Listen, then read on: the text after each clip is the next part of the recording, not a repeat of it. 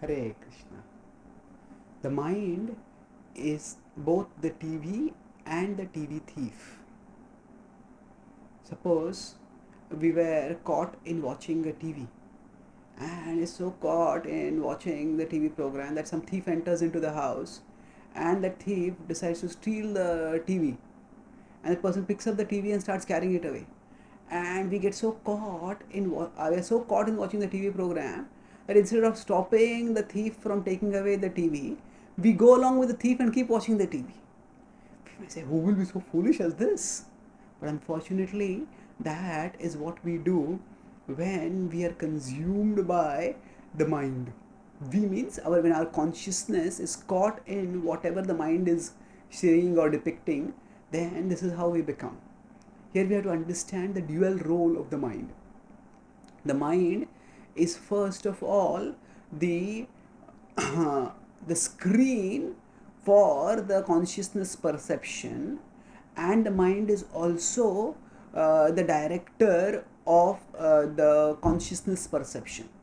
That means the mind is the place, the screen on which input from the outer world comes and displays itself. This point is talked about in the Bhagavad Gita 15.9 when Krishna says that Shotram chakshu sparshanam cha rasanam granam cha adhishthaya manashchayam vishayanupasevate. So he says from the various senses, Shotra, Chakshu, Sparsa, Rasana, Grana, the ears, the tongue, the eyes, the touch, the smell, like that, from all the senses, what happens? Adhishthaya manashchayam, that all the senses are centered around the mind. So the information that is coming from the various senses is centered on and displayed in the mind for the soul to perceive and respond to. So in that sense, the mind is the center point from which the soul perceives. So the mind is like the TV screen, the monitor, we could say, where the information coming in from the various senses is displayed, and we are caught in watching whatever is displayed on the screen of the mind. At the same time, that is not the only function of the mind. Just like, say, if someone were sitting next to us, and that person had the remote control of that TV, then that person could just change the TV channel, and the TV channel, suddenly something else would be displayed on the TV. So although the screen remains the same, what gets displayed keeps changing. So the mind is also like that, in the sense that suddenly the mind can impel our consciousness. Okay, go here, go there, go there, go there.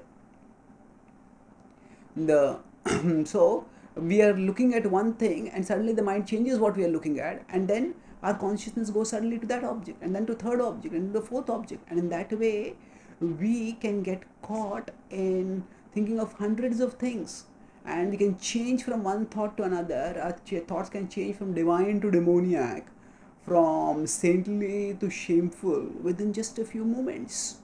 So that's how dangerously the mind is unpredictable, and no wonder Krishna calls the mind as something which can be our enemy.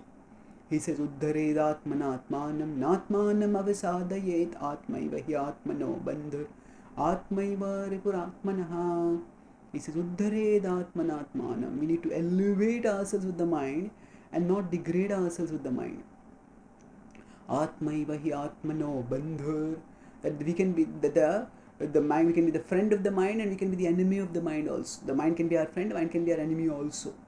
So if the mind keeps rapidly changing what is being shown on the TV, then what happens is we just keep going along with the mind wherever it is going, and the mind steals our consciousness in that way. So Krishna talks about bhogaishvarya prasaktanam taya apahrita chetasam vyavasayatmika buddhi samadhav na vidhiyate. So he says in 2.44 that Bhog Aishwarya Prasaktanam, when we are attached, Bhog Aishwarya Prasaktanam, when we are attached to either enjoyment or pleasure, then we just get caught by the mind and dragged away by it here and there. Just like a thief may steal away the TV, so like that, the mind steals away our consciousness, abducts our consciousness, and we end up where we should not be. That's why what we need to do is that we need to become self-aware, not let our awareness be consumed by the mind, but we need to remain aware that actually the we are different from the mind, and what the mind is showing is not the only reality.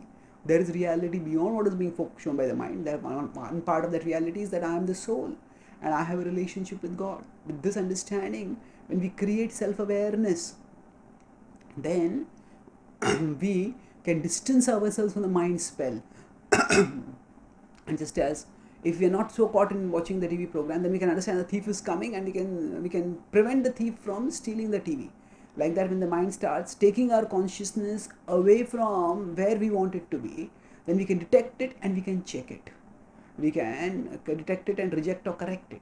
So now it is now for perceiving the outer world, we don't need the mind. So in that sense, we can't stop watching the TV over here. But by not watching the TV continuously, we can avoid the mind spell. And this is where spiritual practices like meditation, like chanting mantras, studying scripture, they are important, because they stop our continuous obsession with the mind.